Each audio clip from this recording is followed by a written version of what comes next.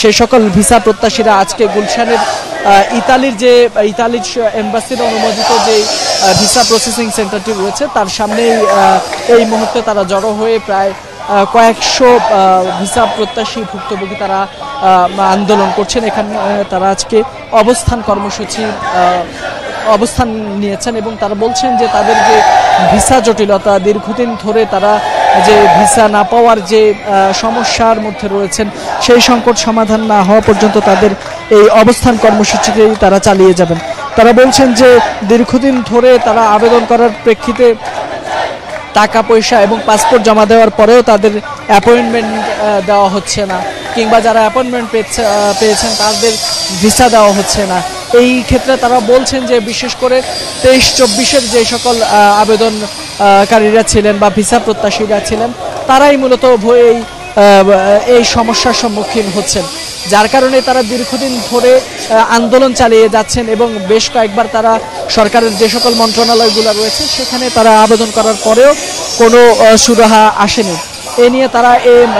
এবারে নিয়ে তারা প্রায় 4 বারের মতো তারা রাস্তায় নেমেছেন, আন্দোলন করছেন এবং তারা সেখানে কিন্তু বারবারই সরকারের পক্ষ থেকে কথা বলার চেষ্টা করেছেন যে আসলে তাদের এই যে সমস্যাটা, এই যে সংকট, এটি আসলে কতদিন ধরে চলবে বা এটা কতদিন ধরে এইভাবে চলবেন, এইভাবে আন্দোলন করতে হবে তাদেরকে রাস্তায় বসে, তারা সেটি জানেন না। যার কারণেই মূলত তারা আসলে এবার অবস্থান নিয়েছেন এবং বলছেন যে এবারের যদি সুরাহা না হয় তাহলে তারা এই আন্দোলন লাগাতার চালিয়ে যাবেন। এবং তারা বলছেন, ভাই ডিসেম্বরের 28 তারিখ 2023 সালে আমরা এই বিএফএস এর মাধ্যমে আমাদের পাসপোর্ট জমা দিছি, এখন পর্যন্ত আমরা কোনো ফলাফল পাই নাই। আমরা আজকে দেখতে পাচ্ছেন আমাদের মা বোনরাও আমাদের এই অংশগ্রহণ করছে। আমরা যদি আজকে কর্মসূচি করছি, এরপরে যদি আমাদের এই সিন্ডিকেট ভাঙা না হয় আমরা মেন রোডে একটা গাড়ি চলাচল করতে দিব না ইনশাল্লাহ। এরপরে ডাক্তার ইউনূসকে আমি লক্ষ্য করে বলছি, আপনাকে অনেক সম্মান করি ডাক্তার ইউনূস স্যার, আপনি আমাদের এই বিষয়টা দেখেন, আমরা আর সহ্য করতে পারতেছি না। আমাদের বিষয়গুলো আপনাদের রিকোয়েস্ট করে বলতেছি, আপনারা দেখেন 2023 সালের পর থেকে এই পর্যন্ত সমস্যা। আপনি এখানে দেখতে পাচ্ছেন তারা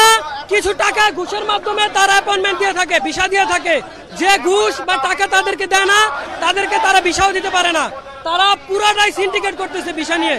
আমাদের ন্যায্য দাবি আমাদের আদায় করতে হবে, আর তা না হলে আমাদের কর্মসূচি একবারে যত 60,000 ভুক্তভোগী আছে সবাইকে আপনাদের মাধ্যমে আমরা ডাকলাম, সবাই বিএফএস গ্লোবাল এই নাফি টাওয়ারের সামনে চলে আসুক। আমরা ভিসা না নিয়ে এইখান পদত্যাগ করব না, আমরা এখানে অবস্থান করব। ধন্যবাদ। যেমনটি শুনছিলেন আসলে এখানকার যে সকল ক্ষুদ্র ভুক্তভোগী রয়েছেন বা ইতালির ভিসা প্রত্যাশী রয়েছেন, যারা আসলে অ্যাপয়েন্টমেন্ট চেয়েও পাননি, পাসপোর্ট জমা রেখেছেন কিন্তু তারপরেও বাকি প্রসিডিউর যে সকল প্রক্রিয়া রয়েছে সেই সকল প্রক্রিয়া তারা আসলে এগোতে পারছেন না। তারা বলছেন যে বারবার আন্দোলন করার পরেও কিন্তু তাদের এই বিষয়টি এখনো পর্যন্ত সুরাহা হয়নি। প্রায় 4-5 বার তারা এই নিয়ে রাস্তায় নেমেছেন। তারা বলছেন এবার যদি এই সমস্যার সমাধান না হয় তাহলে কিন্তু তারা হয়তো রাস্তা অবরোধ করবেন, নয়তো লাগাতার তাদের যে কর্মসূচি তারা সেই কর্মসূচি চালিয়ে যাবেন।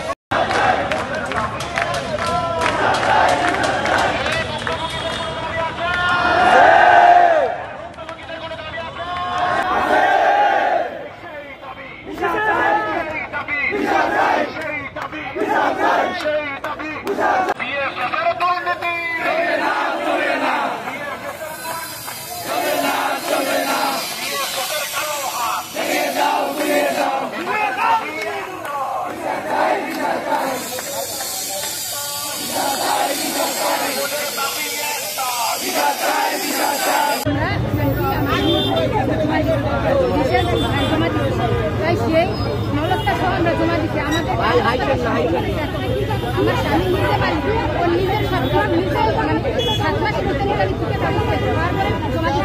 এই সাবনে কারণ আমার ছেলে পুরো পরীক্ষা সায়েন্স নিয়ে পড়াশোনা করতো, মানে বিজ্ঞান বিভাগে। ও মনে করেন ইতালি যাবে এই চিন্তা করতে ওর মানে পড়াশোনা শেষ। তার ভিতরে আমি আমার আমি একদিন হাটে দিন বলে না খালি ইতালি যাবো, ওর পড়াশোনা মাথার মানে অসুবিধা করতে ঘুরেই দাম এই করতে করতে A+ পাবে বুঝছেন সেই ছাত্র 4 পায় 4 3 পাইছে বুঝতে পারছেন এখন মনে করেন ওর এখন কলেজে ভালো একটা কলেজে ভর্তি করবো সায়েন্সের এখন 5.7 সায়েন্সে ভর্তি করা পাচ্ছে কিনা এখন ওর কি কথা আমার বিষয় হয়তো আপনারা উদ্ধার করেন নয়তো আমার মানে কি যে লাইফের আমার রিজেক্ট দেখ আমি এই টেনশন খেয়ে আমি পড়াশোনা করি বলি ভাই এখন আমি একজন মনে করেন 2025 সালে দেখতেছি আপনি আমার এই কাজে সবসময় বিষয় দেখতেছি তাহলে আমরা কি করছি আমাকে কাগজপত্র সব এখানে দিলারে আমাকে কোনো ভেজাল নাই কোনো কিছু নাই তাহলে আমাকে কেন 11 মাস ধরে কেন আমাকে এই বিভাগটিতে ফেলাই রাখছে কারণ আমাকে বিষয়টা দিয়ে আর নইলে আমাকে পাসপোর্টটা রিটার্ন দিবে আমার স্বামী প্রয়োজনে আমার মানে সেটা কিনা আবার কথা বলছেন আবার টাকা রাই দিবে কিন্তু আমরা এই টেনশনে আর পাচ্ছি ভাই কারণ আমি মনে করেন মুহূর্তে আছে ছেলের টেনশন আর মনে করেন যে ছেলেটা আমি কলেজে ভর্তি করবো ইটালি যাওয়ার চিন্তা করবে না এই চিন্তা করছে তাহলে আপনার কাছে আমার অনুরোধ যে কোনো একটা সমাধান যাও তো ফরিদপুর জেলা থেকে আমাদের মামলা হয়েছে কৃষি ব্যাংক থেকে মামলা হয়েছে গ্রামীণ ব্যাংক থেকে মামলা হয়েছে শুধু টাকা দিচ্ছে 12 লাখ টাকা মামলার কাগজ নিয়ে ঘুরতেছে গ্রামীণ ব্যাংকে মামলা দিচ্ছে ইসলামী ব্যাংকে মামলা দিচ্ছে কৃষি ব্যাংকে মামলা দিচ্ছে লাগে আমরা 12 লাখ টাকা শুধু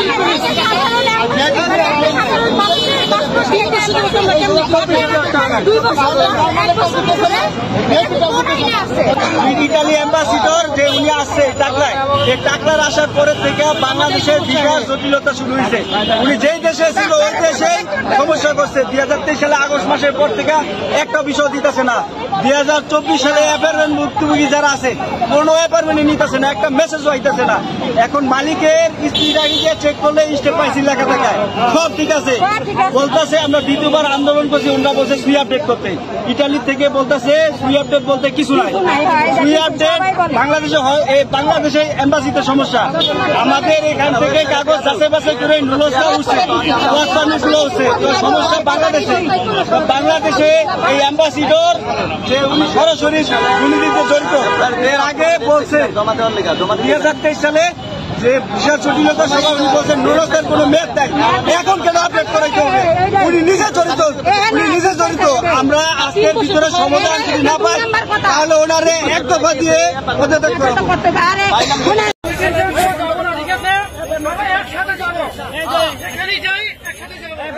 সবাই একসাথে